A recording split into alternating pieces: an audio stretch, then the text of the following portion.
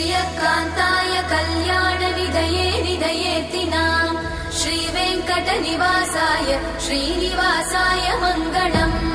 Lakshmi सविभ्रमालोकसुभ्रूविभ्रमचक्षुषे